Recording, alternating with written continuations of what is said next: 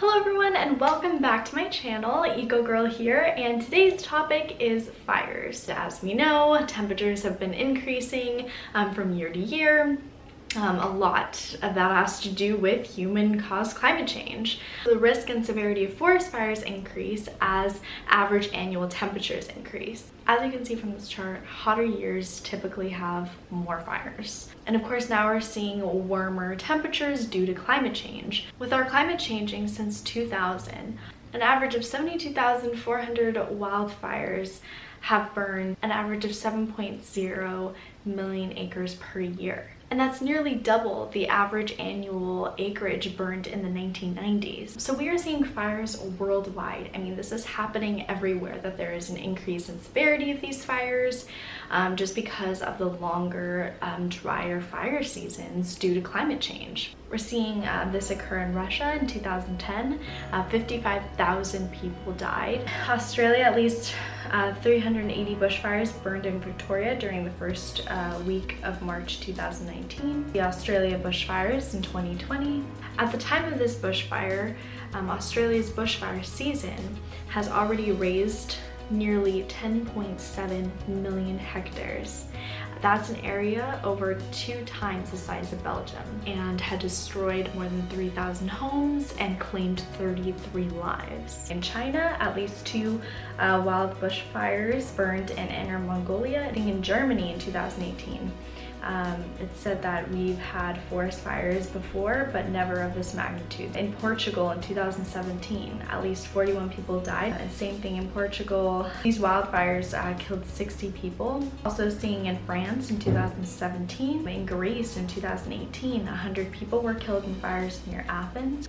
This is another photo in Greenland. This is in Sweden in 2018. Sweden experienced over 60 wildfires. This is a picture from Oklahoma in 2016. This is in Colorado in 2018. Washington in 2017. In New Mexico in 2018, the blizzard fire burned over 50,000 acres.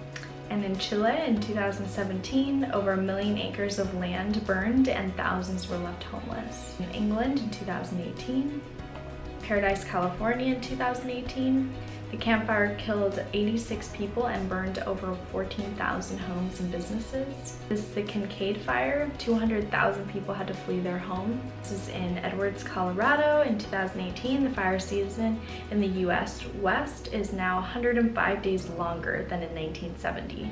The total area burned in the western United States from 1984 to 2015 was nearly twice what it would have been without any human-caused warming. And the fire season in the American West is 2.5 months longer than it was just 40 years ago. The area affected by forest fires in the American West have doubled in a matter of 30 years. And what makes it even worse is, of course, wildfires are burning down all these trees, which are releasing tons of CO2 back into the air, and then we're having less trees to absorb that CO2. And it just creates this dangerous cycle. So the reason why we're seeing longer fire seasons is because this warmer weather is arriving a lot earlier. A lot of places are seeing their snowpack melt 1 to 4 weeks earlier than just 50 years ago.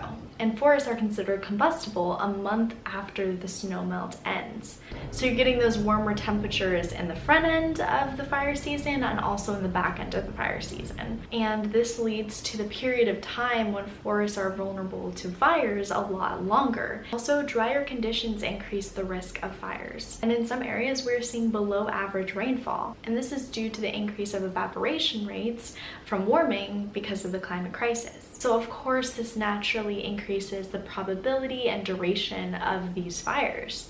Also, infestations start to be a problem. With warm and dry conditions in places that were once cooler lead to more destructive insects reproducing quicker.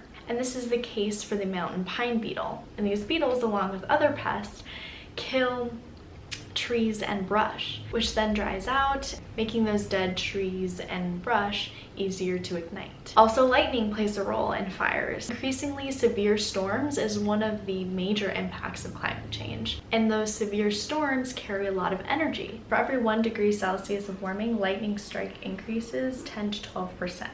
So the area burned by lightning-ignited wildfires is projected to increase at least 30% by 2060 across the southeast. Also, these fires are damaging to human health, and the smoke from these fires carry tiny particles that can penetrate deep inside your lung, and these can be carried hundreds of miles from the fire itself. Also, the exposure to smoke has been linked to burning eyes and heart and lung disease, and in some cases it's even been linked to premature death. But the thing is fires are not always a bad thing. Forest fires can be hugely beneficial to our environment. Fires can prune forests of sick or dead trees and also promote growth. And actually controlling this burning can stop accidentally set fires from burning out of control. However, more and more we're seeing the destructive side of fire. And this is because of the increase of fossil fuels and of the warming due to climate change is why we're seeing this more destructive side. These large wildfires like we're seeing today are not beneficial to ecosystems. It's displacing plants and animals and is depleting the soil. And also it can usher non-native species. We are seeing these fires increase in severity in such a short period of time due to these warmer and drier conditions that we're seeing. And with climate change, that's just going to be more of a reality with, you know, the more pollution and use of fossil fuels, because our climate's just going to get warmer, and if we don't make a change now. So I'm a firm believer that you can do so much individually to help the climate crisis. But I also believe that sharing the knowledge and getting other people on board to tackle this climate crisis with you is always a good option as well. So if you can, do things individually to help, carpooling, eating meat less, voting, definitely vote in this year's election. It's coming up, and vote for the party that will care about environmental action and will do something to help this climate crisis, because we need it more than ever. The more people know about this issue, the more that I hope the more that people will want to help. I had no idea about this happening all over the world until I saw these slides for myself at the Climate Reality Conference. So probably a lot of people out there don't know about this info either. All of these slides that I've shown you today are from the Climate Reality Project that Al Gore has led. I went to his conference in Atlanta, Georgia. It was like a 3-day conference. It's, again, a free conference.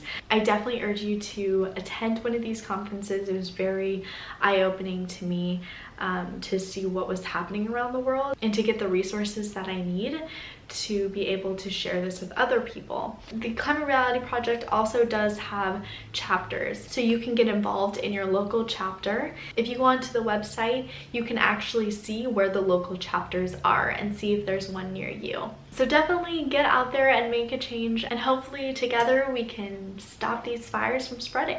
Alright, thank you so much for watching, and again, if you want to see more content like this, please don't forget to like and subscribe, and I will see you next time.